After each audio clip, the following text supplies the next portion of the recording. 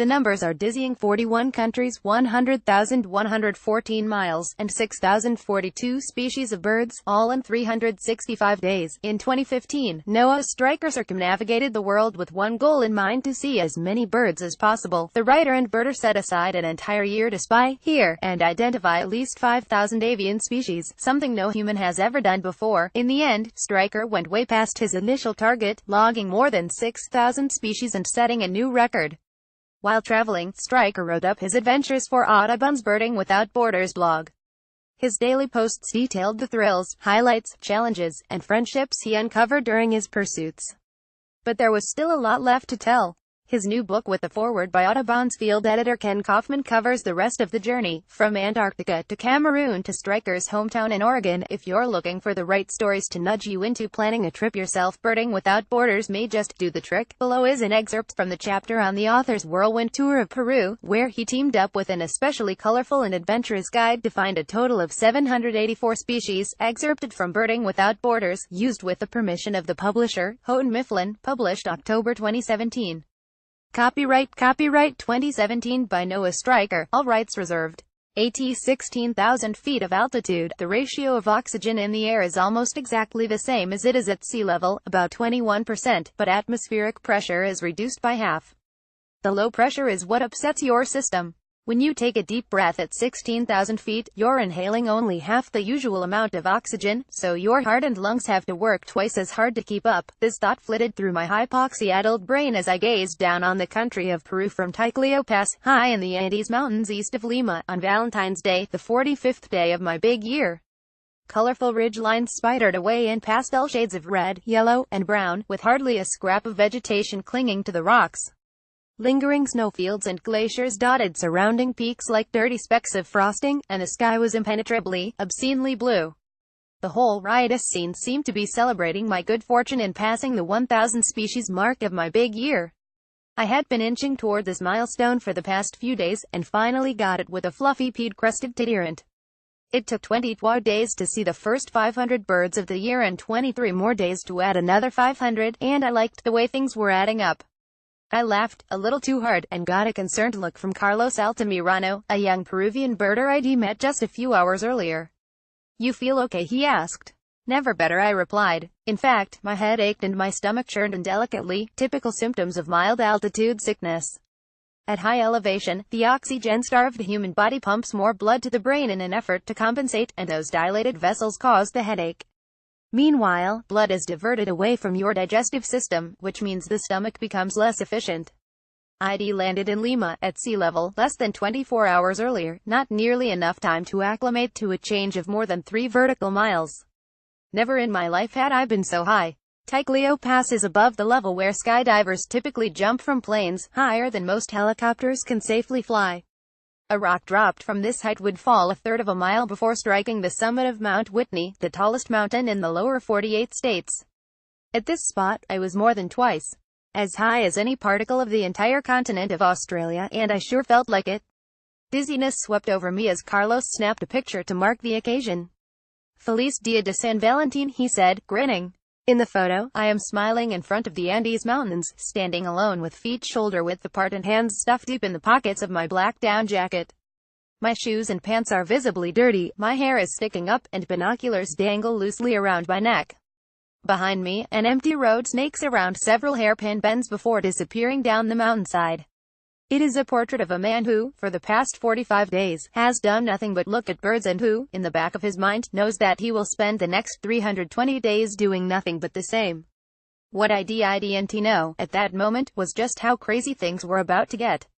Months earlier, when planning the logistics for South America, I had earmarked a full 21 days to cover Peru, a country bigger than the combined areas of Denmark, Italy, Switzerland, Portugal, Romania, the Netherlands, Austria, Hungary, and Poland. For birders, it is an exciting part of the world to visit. You've got everything from desolate coastal deserts to the snow-capped Andes to the Amazon, with all kinds of elevational gradients and tropical diversity in the mix. About 1,900 bird species have been recorded in Peru, of which nearly 150 are endemic, that is, found nowhere else. Compared to the rest of the world, these numbers are staggering. The United States, for instance, has fewer than half as many species in an area 8 times as big. but traveling here can be hazardous, especially off the beaten path. Virtually all foreigners who visit Peru head straight for Machu Picchu, the 15th-century Inca city that is now swamped by more than 1 million tourists each year. It would be nice to see those ruins, but on this trip I had to focus on the birds. Awaiting me were tanagers to chase through the cloud forest, owls to spotlight in the jungle, and hummingbirds, including one very special hummer called the marvelous spatula-tail, to stalk among the Andean valleys. 3 weeks would scarcely be enough to scratch the surface of Paris bird life, and that's not even considering the difficulties of getting around this country. Things have improved since the Sendero Luminoso Shining Path period of guerrilla revolt, severe economic turmoil, and political unrest in the 1980s and 1990s, but Peru is still a raw, developing nation. It produces more cocaine than any other country, except possibly Colombia, and has all the trouble that goes with the drug trade. Outside major cities, you're lucky to find pavement.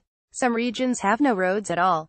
In the deep Peruvian Amazon, there are still a couple of native tribes relatively untouched by civilization, including the reclusive Mashco Piro of the Madre de Dios region, an area I planned to visit, who figured in a sensational murder in 2011. Birds don't stick to tourist traps, of course, so I needed someone local to help navigate this complicated landscape, someone who lived in Peru and understood its culture and birds. I contacted a couple of guides at eco-tour companies, but they were less than helpful. Others didn't reply at all.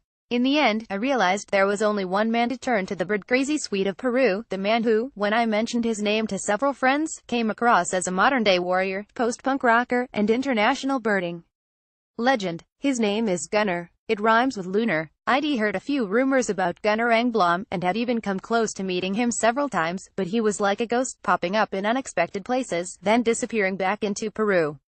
2 months before the beginning of my year, I was at a bird-watching festival in Texas when someone at a party turned to me and said, apropos of nothing, "Did you know that Gunnar Engblom showed up here today but was immediately detained by the authorities?" It was simply assumed that I knew who Gunnar was and that I would want to know that he had been detained by the authorities. I chalked it up to idle cocktail conversation and forgot all about it until months later, when I met Gunnar for the first time. After I asked him about it, the subject morphed into a fascinating story about something else, and I still have no idea what happened at that bird festival in Texas. Some tales are true, some exaggerated, but everyone in South America seems to know Gunnar. Originally from Sweden, he first traveled to Peru as a 30-year-old biologist in 1990, the year that monetary inflation hit 12,000%, and returned for several months each year before moving permanently in 1998 to Lima, where he's flourished ever since. He quickly fell in love with the country's birds and began to pursue them with singular zeal, developing a reputation for new discoveries and for bravery in treacherous situations. Once, in the early days, following patchy information, he took a public bus across the Andes and found himself escorted off by armed guerrillas at a checkpoint. This was serious. 2 British birders had just been captured and executed by Sendero Luminoso soldiers, their bodies never recovered, and kidnappings were common at the time. Gunnar, crouched on the side of the road, explained that he was broke and just looking for birds. They pointed at my binoculars and demanded for me to hand them over, he told me. But they were nice binoculars, and I didn't want to lose them, so I said no, but they could have my camera, which was basically a piece of crap. I told them it was a really valuable camera and that I'd donate it to the cause as a supporter. After a lengthy interrogation, the guerrillas became so baffled by the Swedish man's babbling about birds in accented Spanish that they just let him go. The best part, Gunnar said, is that I was wearing a t-shirt that day of Che Guevara, the Marxist revolutionary instrumental in the Cuban Revolution. Just imagine these days, insurgency is less worrisome than plain old logistical chaos, which Gunnar confronts with practiced equanimity as he guides visiting birders around the country. Strikes, strandings, accidents, and natural disasters are part of daily life in Peru, but Gunnar is not a man given to panic. He can put together any trip, on any budget, and now runs a full-time business outfitting custom itineraries for birding expeditions. When I sent him a message to explain my mission, Gunnar replied immediately and enthusiastically. "I am the right guy to talk to," he wrote. "I love these kinds of challenges, and I'm glad to be involved. Time is money for most people. Time is lifers for birders. Count on me for Peru." He was as good as his word, and soon drafted a schedule on a shoestring for my proposed dates, encompassing every corner of Peru. Only later did I realize quite how ambitious the itinerary was. Gunnar intended to wring every possible second from our 21 days in his adopted country, targeting endemic birds all over the map. This wasn't a regular tour, it was a saturation patrol. He would personally accompany me for most of the trip, and we would rendezvous with local experts in each region. Gunnar also found an American birder from California, Glenn Sibbald, an environmental scientist from Sacramento, who would join us for the full 3 weeks. Glenn's extra company, cost sharing, and good humor turned out to be an enormous bonus. All around, it seemed like a great, if potentially exhausting, plan. And so, after leaving Brazil, the memorable Harpy Eagle with Giuliano and Bianca in the Pantanal, plus another 10 days with other excellent birders in Belém, northeastern Brazil, and in Itaquarias, central Brazil, I touched down in Lima with high expectations. When I landed, I found a brief message: "Home, Gunnar, just back from a successful and disastrous day trip. Lots of good birds. I will meet you in Santa Eulalia Canyon at 5 p.m. He had arranged for a local birder to pick me up with a driver, and they waited diligently with a sign at the airport. We did a little birding in urban Lima and then took off out of town.